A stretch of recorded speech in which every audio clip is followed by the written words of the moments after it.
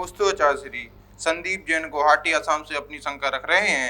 नंदीश्वर और पंचमेरु के जिनालयों में कौन से भगवान की प्रतिमा होती है? नंदीश्वर द्वीप के जो 52 चैत्यालय हैं और पंचमेरु के जो 80 चैत्यालय हैं उसमें आकृतिम जो प्रतिमाएं हैं 500 धनुष की और एक एक चैत्यालय में 108 प्रतिमाएं हैं, वो सभी सिद्ध भगवान की होती है।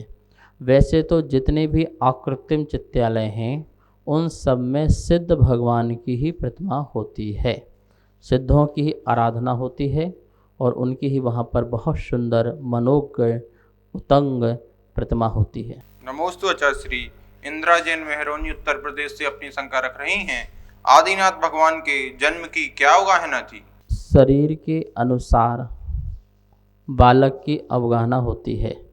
जैसे माता पिता की जो शरीर होगा उसी के अनुसार अवगाहना होगी। जो नाभि राय और मरु देवी जो थी तीसरे काल के अंत समय में, और वो भी उनकी जो अवगाहना थी वो 2000 धनुष। अब 2000 जो धनुष अवगाहना जो तीसरे काल में प्रारंभ में उत्कृष्ट होती है और उसके अंत आते आते वह 500 धनुष ही 525 धनुष ही रह जाती है।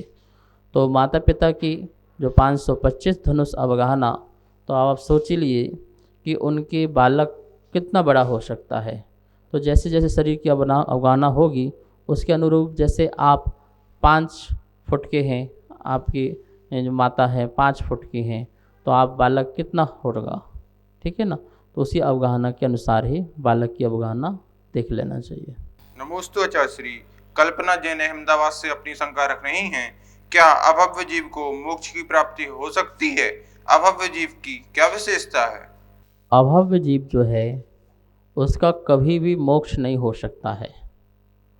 उसमें रत्नात्रय धारण करने की योग्यता नहीं होती है, इसलिए उसकी मुक्ति नहीं हो सकती है। अनादि अनंत बंद कर्मों का उसका सदा होता रहता है। भगवान के ज्ञान में ऐसा ही झलका, ऐसा ही दिखा कि यह जीव कर्मों का बंद करता रहता है और कहीं भी समस्त कर्म उसके अभाव दिखाई नहीं दे रहे हैं। तो उस जीव को अभव्य की, जो हो नहीं सकता, जो मुक्ति को प्राप्त नहीं हो सकता, जो सिद्धत्व को प्राप्त नहीं हो सकता, वो अभव्य जीव है। और उसकी यह विशेषता है कि वह संसार में चारों गति में भ्रमण करे, देव गति में नवग्रेवक तक भ्रमण करे, यहाँ तक कि जो अभव्य है वह मुनि बन जाए, द्रव्यलिंगी मुनि बन करके कठोर से कठोर साधना करके नवग्रेवक तक उपजता है। मुनि वृद्धार अनंतवार ग्रेवक उपजायो। तो अनंतवार मुनि बन करके भी वह देवों का सुख प्राप्त करता है, लेकिन फिर भी मुक्ति को प्राप्त नहीं हो पाता है, स्वानुभूति नहीं हो पाती है, स्वरूपाचरण का उसको स्वभाव प्रकट नहीं हो पाता है, इसलिए वह अभव्य जीव को कभी भी मुक्ति नहीं होती है। नमोस्तु आचार्य रेखा जैन आसाम से अपनी शंका रख रही हैं। पूजा करते समय हमें कौन से कपड़े पहनने चाहिए? क्या लेडीज सलवार सूट पहनकर पूजन कर सकती हैं? देखिए, हर जगह हर स्थान पर अलग अलग वस्त्रों का महत्व है। हम स्कूल जाते हैं तो हमारी स्कूल की ड्रेस अलग होती है, जॉब में जाते हैं तो वहाँ की ड्रेस अलग होती है, डॉक्टर डॉक्टरी करने जाता है तो उसकी ड्रेस अलग होती है, वकील वकालत करने जाता है तो उसकी ड्रेस अलग होती है। ऐसे ही जब हम मंदिर आ रहे हैं तो मंदिर की भी एक सात्विक ड्रेस होना चाहिए, एक सात्विक वस्त्र होना चाहिए। तो महिलाएं की जो ड्रेस है, वह जो साड़ी है, उसको पहनकर ही उन्हें पूजा पाठ करें। जो पुरुष है वो धोती दुपट्टा पहन के ही पूजा करें, क्योंकि हम जैसे वस्त्र पहनते हैं तो हमारे भाव भी उसी रूप से हो जाते हैं। डॉक्टर घर में रहे, वकील घर में रहे तो उसे वो परिणाम नहीं हो, लेकिन वो जब अपनी ड्रेस पहनता है, जो पुलिस वाला है वो घर में नॉर्मल कपड़ा पहने या आपके सामने नॉर्मल कपड़ा पहन के आ जाए, तो ना आपको उस आदमी में उतनी शक्ति दिखाई देगी और ना उसे स्वयं भी अपनी शक्ति का एहसास होगा। लेकिन जब वो पुलिस के कपड़े पहन करके और 100 के बीच में खड़ा हो जाता है तो 100 लोग भी डरने लग जाते हैं और उसके अंदर भी 100 को पछाड़ने की शक्ति ऐसी महसूस होने लगती है। तो ये ड्रेस का ही तो कमाल है। इसलिए जब हम मंदिर आते हैं तो पूजा पाठ की हमारी एक सात्विक ड्रेस होना चाहिए, चाहे वो महिलाओं की हो और चाहे वो पुरुष की हो। नमोस्तु आचार्य श्री। प्रेम कुमार जैन शिवपुरी मध्य प्रदेश से अपनी शंका रख रहे हैं। जैनागम में पृथ्वियां कितनी हैं और कौन कौन सी? पृथ्वियाँ जो है, मुख्य पृथ्वियाँ 7 आगम में बताई हैं। रत्न, शर्करा, वालुका, पंक, धूम, तम, महातम, ये जो अधोलोक में ये 7 पृथ्वियाँ होती हैं।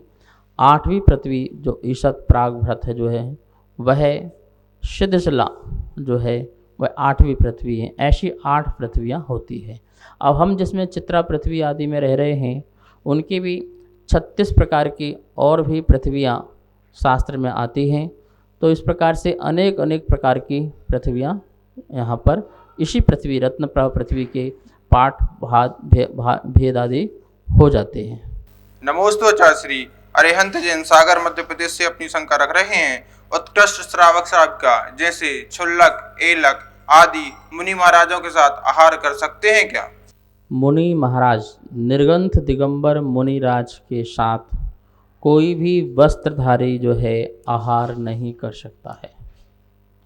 एलक, क्षुल्लक, माताजी, क्षुल्लिका, ये वस्त्रधारी पंच परमेष्टि में गर्भित नहीं है, साधु परमेष्टि में भी गर्भित नहीं है। इसलिए ये जो हैं दिगंबर मुनि के साथ आहार नहीं कर सकते हैं। मुनिराज का आहार हो जाने के बाद उत्कृष्ट श्रावक जो ये हैं, वो भी पहले कहा है कि क्षुल्लक सप्त घर से लेकर के आए और यदि मुनि मिले तो मुनिराज को पहले दे और फिर आहार ग्रहण करें। तो इस प्रकार से श्रावक जो है, वो कोई भी श्रावक हो, वो वस्त्रधारी हैं और वो वस्त्रधारी जो हैं कभी भी निर्गंथ साधुओं के साथ आहार नहीं कर सकते हैं। ऐसा आगम में स्पष्ट उल्लेख है। मूलाचार में भी ऐसा मिलता है और धर्म संग्रह श्रावकाचार में भी इसमें श्लोक आया है। ऐसे अनेक स्थानों में ऐसा वर्णन मिलता है। आगम की यही शुद्ध परिपाटी है। पहले उत्तम जो पात्र हैं, और उत्तम पात्र जो हैं वो मुनिराज हैं।